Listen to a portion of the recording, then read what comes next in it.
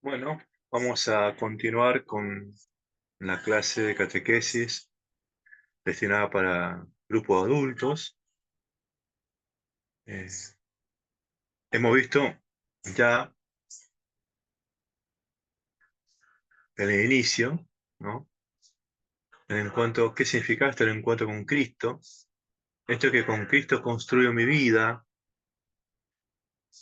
el itinerario, ¿no? De la catequesis para vivir una vida cristiana, ¿no? Cumplir con los mandamientos y los preceptos de la Iglesia, los mandamientos de Dios, preceptos de la Iglesia, leer la Sagrada Biblia, los libros católicos, tener una vida sacramental de confesión, Eucaristía, ¿no? Recibir los sacramentos de iniciación cristiana, ¿no? Eh, También si estamos en irregular y podemos regularizar la convivencia, es recibir el sacramento del matrimonio, ¿ah? Un crecimiento de las virtudes, ¿no? La fe, la humildad, la obediencia, la pureza, la paciencia, ¿no? La generosidad, la moderación. Una vida de oración, ¿no?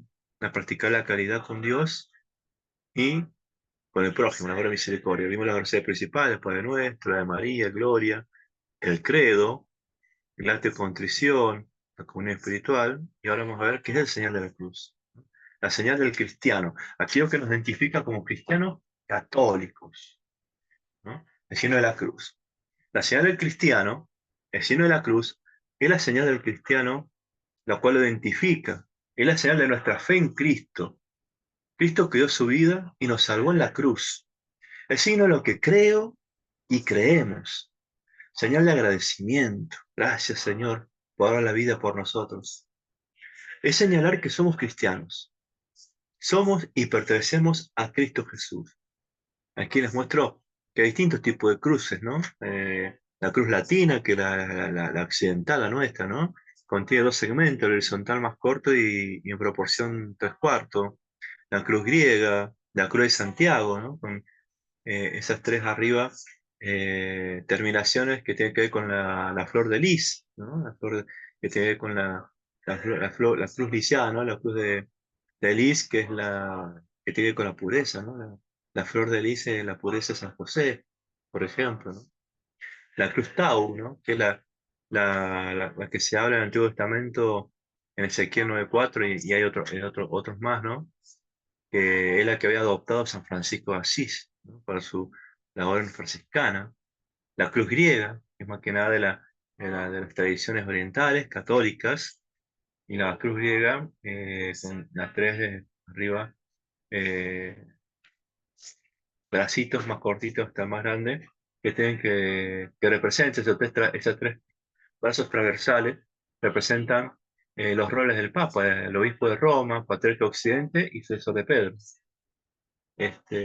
También puede suele aparecer la cruz invertida, que algunos dicen es la cruz satánica. Hay dos cruces invertidas. Una que sí es la cruz satánica, que la cruzan los satánicos, pero la cruz invertida satánica tiene a Jesucristo crucificado al revés, o ponen imágenes ahí que son esotéricas. En cambio, la cruz invertida, usada en los símbolos del Papa, representa a Pedro, la muerte de Pedro que fue de cabeza. Signo de la cruz. ¿Qué es santiguarse? Santiguarse es una cruz trazada en la frente, al vientre y del hombro izquierdo al hombro derecho. Y se dice en nombre del Padre y del Hijo y del Espíritu Santo. Amén. Signarse es hacerse tres cruces trazadas. Una cruz en la frente, uno en la boca y otro en el pecho, ¿no?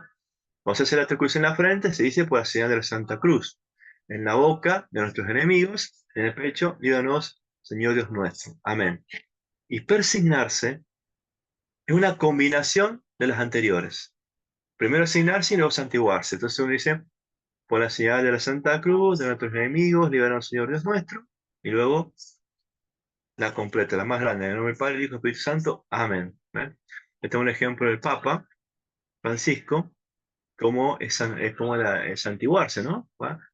Seguimos el número, ¿no? Arriba el nombre del Padre, el 2 del Hijo, ¿no? El 3 y del Espíritu, el 4 Santo, quinto, Amén. Esta vez al lado la imagen de Cristo crucificado que representan los cinco puntos de la cruz, ¿no? Muy bien, esto para recordar un poco qué es el señal de la cruz, ¿no? El signo que lo identifica. Tema 3, vamos al credo. El credo, como ya lo vimos en las oraciones principales, lo vamos a repasar, dice así: creo en Dios Padre Todopoderoso, Creador del cielo y de la tierra. Creo en Jesucristo, su único Hijo, nuestro Señor, que fue concebido por gracia del Espíritu Santo, nació de Santa María Virgen, padeció bajo el poder de Poncio Pilato, fue crucificado, muerto y sepultado, descendió a los infiernos, al tercer día resucitó de entre los muertos, subió a los cielos y estaba sentado a la derecha de Dios, Padre Todopoderoso, desde día de venir a juzgar a vivos y muertos. Creo en el Espíritu Santo, la Santa Iglesia Católica, la comunión de los santos, el perdón de los pecados, la resurrección de la carne y la vida eterna. Amén. Como ven ahí la oración, a propósito lo separé en tres segmentos. La primera dice, creo en Dios Padre. La segunda, creo en Jesucristo. Y la tercera, creo en el Espíritu Santo. ¿Qué representa esto? Que representa la Santísima Trinidad. Creemos en Dios uno y trino. Dios que por naturaleza es uno solo, pero por sus personas divinas, son tres personas divinas, que es Dios Padre, Dios Hijo y Dios Espíritu Santo. De alguna forma, la obra de uno es la obra de todos, ¿no? O sea, donde Dios Padre está orando toda la Santísima Trinidad. Donde Dios Hijo está haciendo su obra, obra toda la Santísima Trinidad. Y donde el Espíritu Santo hace su obra, obra toda la Santísima Trinidad. Que son la misma naturaleza, el Dios es uno solo. Entonces, cuando dice Dios Padre, todopoderoso, creador de la tierra, la obra de la creación la hizo toda la Santísima Trinidad, pero en la persona del Padre. Dios Hijo, su obra, su vida, que está en los evangelios, la, su muerte, su pasión, ¿no? Muerte, resurrección, ¿no? Pasión, muerte y resurrección, todo eso lo hizo su cuerpo, ¿sí? Con su parte, su presencia divina, lo hace toda la Santísima Trinidad en la persona del Hijo, ¿no? Después resucita, asciende a los cielos, ¿no? Y envía el Espíritu Santo.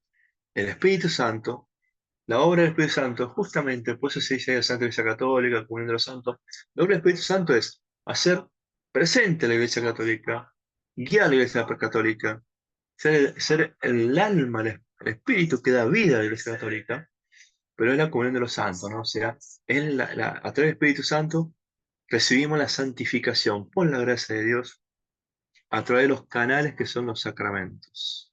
Entonces, volvemos al tema 3 donde dice, ¿eh? La primera persona divina, el Padre, y su obra la creación, pero toda la Santísima Trinidad en la persona del Padre, ¿no? La creación. La segunda persona divina, el Hijo, su misterio de la redención. La tercera persona divina, Espíritu Santo, fuente y principio de nuestra santificación. Dios Padre Todopoderoso enseña sobre la primera persona divina y la obra admirable de la creación. O sea, cuando hablamos de Dios Padre Todopoderoso, nos está enseñando la Iglesia y nos está enseñando la oración del credo sobre la primera persona divina y la obra admirable de la creación, ¿no? Todo el Antiguo Testamento, la historia de salvación y el legado de la ley, de los mandamientos, la ley de Moisés, ¿no? Entonces, en Dios Padre hemos recibido el legado del Antiguo Testamento, la historia de la salvación, la economía de la salvación se llama, que es la promesa de Dios, y todas las prefiguraciones en el Antiguo Testamento sobre Cristo, ¿no? De la promesa, se va a cumplir la promesa en Jesucristo, ¿no? De nuestra salvación, de aquello que hemos perdido por el pecado original a través de nuestros primeros padres, Adán y Eva, ¿no? Entonces va a venir Jesucristo y va a restaurar, a redimirnos, ¿no? Y los mandamientos, ¿no?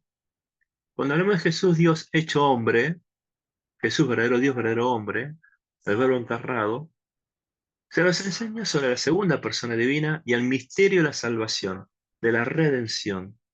Está relatado en el Nuevo Testamento, sobre todo los evangelios. Después, Hechos de los Apóstoles en adelante, habla más que nada sobre cómo la experiencia de los apóstoles, cómo se fue consolidando la iglesia cristiana católica. Con las cartas de San Pablo, de San Pedro, ¿no? Y el Apocalipsis. Nos muestran las bienaventuranzas, ciertamente, y sobre todo los canales de santificación, los canales de la gracia de Dios para borrarnos del pecado original o el pecado personal, infundirnos la gracia y a través de la gracia santificarnos, ¿no? Hacer crecer la gracia en nuestras almas, que son los sacramentos. Y el Espíritu Santo Paráclito, acá nos enseña sobre la tercera persona divina, la obra de santificación y la obra de la iglesia, ¿no? Y ahí aparece, ¿no? Vamos a conocer los preceptos de la iglesia, los sacramentales, ¿no? Obviamente los sacramentos, ¿no? Pero también los sacramentales, que es lo que instituye la iglesia.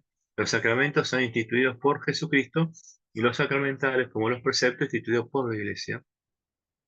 Y lo que es el depósito de la fe, aquello que es la revelación sobrenatural que nos es transmitido a través de la tradición de la iglesia, a través de la tradición oral de la iglesia, a través de la tradición escrita, ¿no? Aquello que fue escrito y recibimos como revelación divina en la Sagrada Escritura, en la Biblia, y todo eso es custodiado,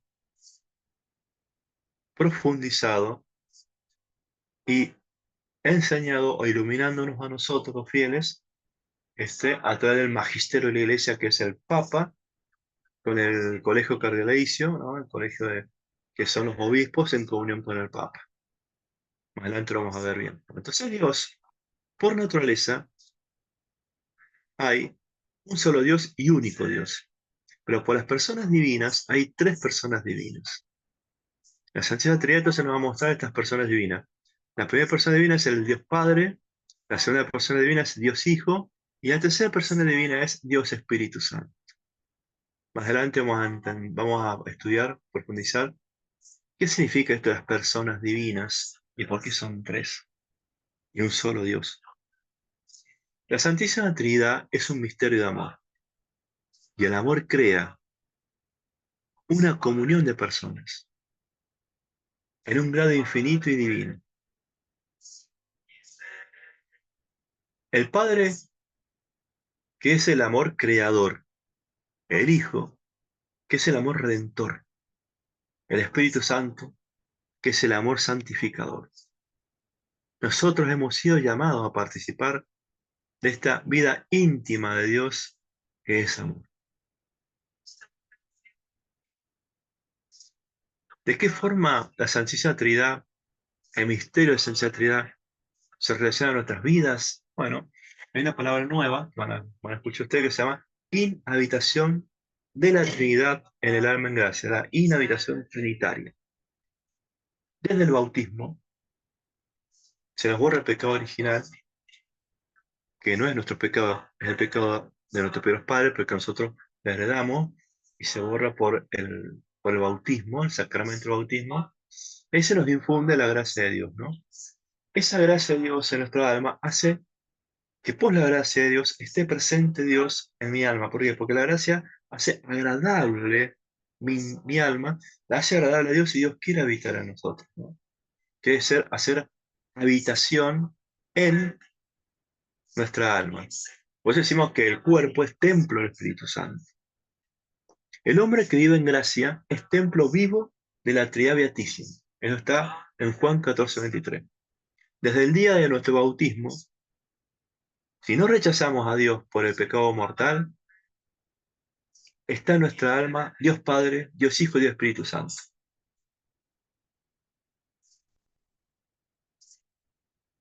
Tenemos a Dios dentro de nosotros para santificarnos, para ayudarnos, para estar con nosotros, porque Dios nos ama. A ver, Dios está presente en todas las criaturas, pero no de manera panteísta, o sea, que si está presente en una piedra, esa piedra es Dios. No, la piedra es piedra. Creo que la piedra existe porque Dios le da la existencia. Dios hace que exista. Y de alguna forma participa de la existencia de Dios. La existencia de Dios es eterna, sin principio ni fin, ¿no? Por eso se dice que Dios está presente en todas las criaturas, en todas sus criaturas, todo lo que ha creado, por presencia, o sea, la visión o conocimiento, porque las ve todas, él ve todas las cosas están ante sus miradas y sus ojos. La presencia de Dios por potencia, porque influye y ejerce su poder en todas las cosas. O sea, Él nos da la existencia, y si existimos porque Él nos hace existir. por participación, existimos por participación de su ser, de su esencia. Pero no nos hace Dios, sino nos hace criaturas. ¿Mm? Él influye y ejerce su poder en nosotros, en todas las criaturas. De los ángeles hasta las piedras. Por esencia, porque las está creando y conservando constantemente. Todo el tiempo Dios, la creación no termina en Adán y Eva. Constantemente, eternamente, bueno, mientras exista algo material, físico y espiritual que no sea Dios, es Dios que por esencia está creando y conservando. Nos conserva en el ser, nos conserva en la existencia. O sea, existimos. Y nos está creando, porque cada instante nuevo que sucede, sucede porque Dios así lo permite, es su voluntad. Entonces es una nueva creación. Dios hace nueva todas las cosas. Bueno, vamos más hacia nosotros, a nuestra alma. La divina presencia, esa inhabitación trinitaria en nuestra alma. La presencia creacional. A pesar del pecado de los hombres, Dios siempre ha mantenido su presencia creacional en las criaturas. Sin ese contacto entitativo, ontológico, permanente, las criaturas hubieran recaído en la nada. El Papa León XIII dice esto citando a Santo Tomás. Recuerda esta clásica doctrina. O sea, la presencia creacional, esto que dijimos acá, ¿no? Estamos presentes ante la mirada de Dios, presencia por presencia. Él está influyendo y ejerciendo su poder, su omnipotencia, omnipresencia, omnisciencia, los atributos de Dios, los nombres de Dios, en todo nuestro ser, en todo lo creado, en el cielo, en la tierra y en el infierno, todo, por esencia, porque Él las está creando y conservando a través de los siglos de los siglos, y en la eternidad, todo aquello que no es Dios. Y la presencia de gracia, dice así, pero la historia de la salvación nos descubre otro modo por el que Dios está presente en los hombres, la presencia de gracia, o la que establece con ellos, o sea, con nosotros, una profunda amistad deificante, o sea, de alguna forma nos deifica, la presencia de Dios en nuestra alma, una presencia divina, la presencia divina, ¿no? Por la gracia. Nos hace semejante a Él y nos hace imagen de Él, porque así fuimos creados, imagen y semejanza de Dios. Toda la obra misericordiosa del Padre Celestial, es decir, toda la obra de Jesucristo, se consuma en la comunicación del Espíritu Santo a los creyentes, consagrándolos como un templo. Esta fue la obra de Jesucristo, restaurar, redimir, para que podamos tener esa comunicación de la gracia por el Espíritu Santo, consagrándolos como un templo, o sea, somos templo del Espíritu Santo. Ejemplo de los evangelios. Juan 14:23 dirá, si alguno me ama, guardará mi palabra, y mi Padre le amará, y vendremos a él y haremos morada en él, ¿eh? Inhabitaciones. Nos inhabita en el alma. Y después de alguna forma, esa gracia en el alma, después de la resurrección final va a ser gracia en el cuerpo. El cuerpo por ahora es por existencia, por la presencia creacional. La gracia del alma, pero después en el cuerpo glorificado va a ser completa, completa. Porque el cuerpo no va a tener la herida del fomes peccati, la herida del pecado original, la tendencia al mal. No va a tener más tendencia al mal, sino va a tener tendencia siempre divina.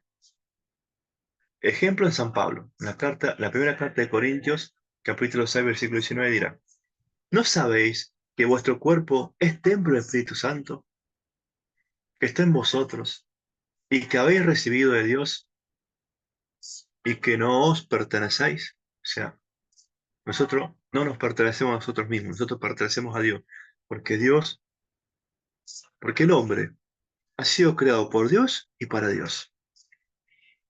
El hombre fue creado por amor de Dios y para amar a Dios. ¿Para qué fue creado el hombre? Para salvarse. ¿Eh? Para salvarse. Bueno,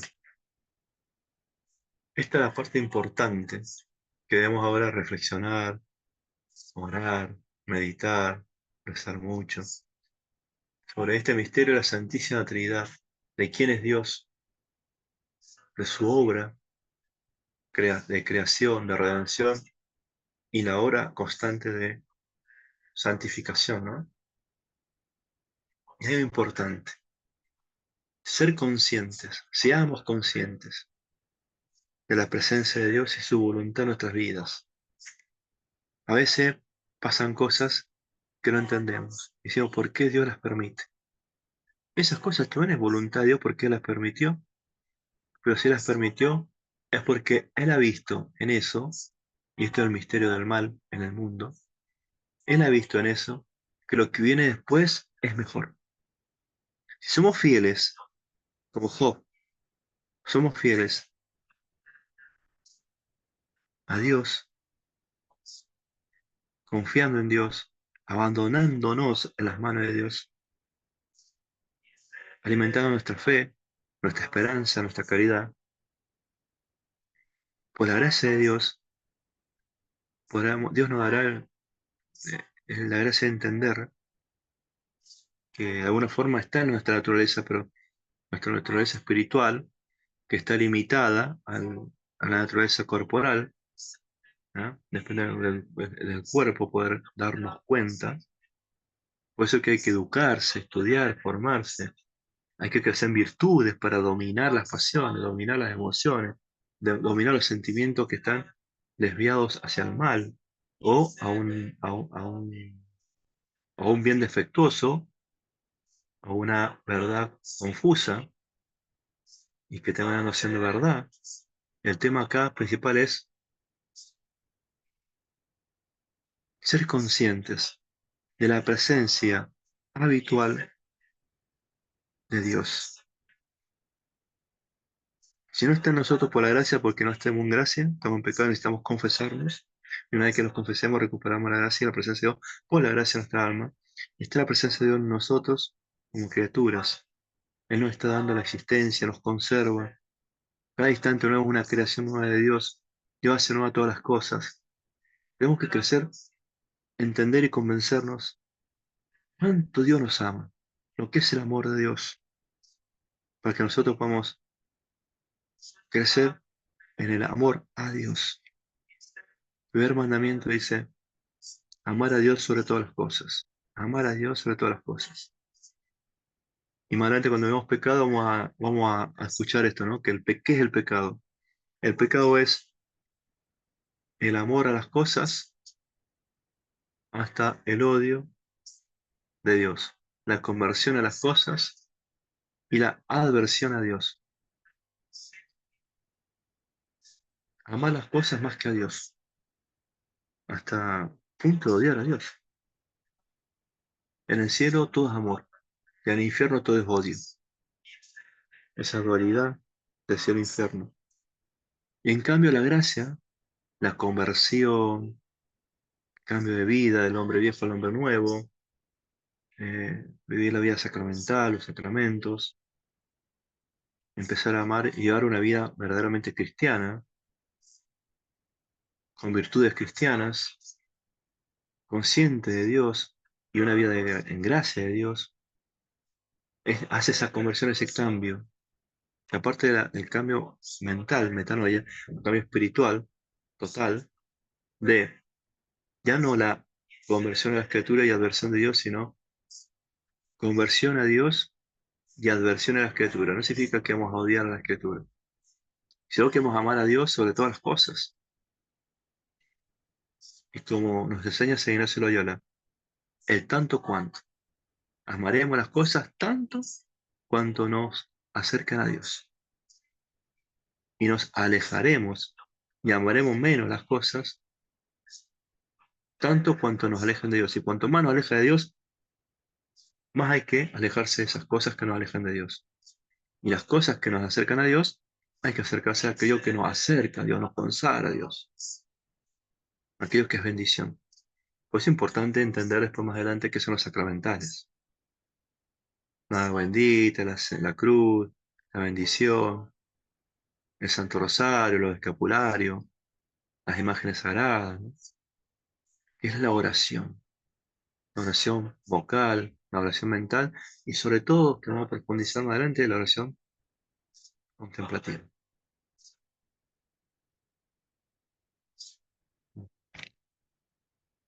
El Señor nos bendiga, nos guarde todo mal y nos lleve a la vida eterna. Amén.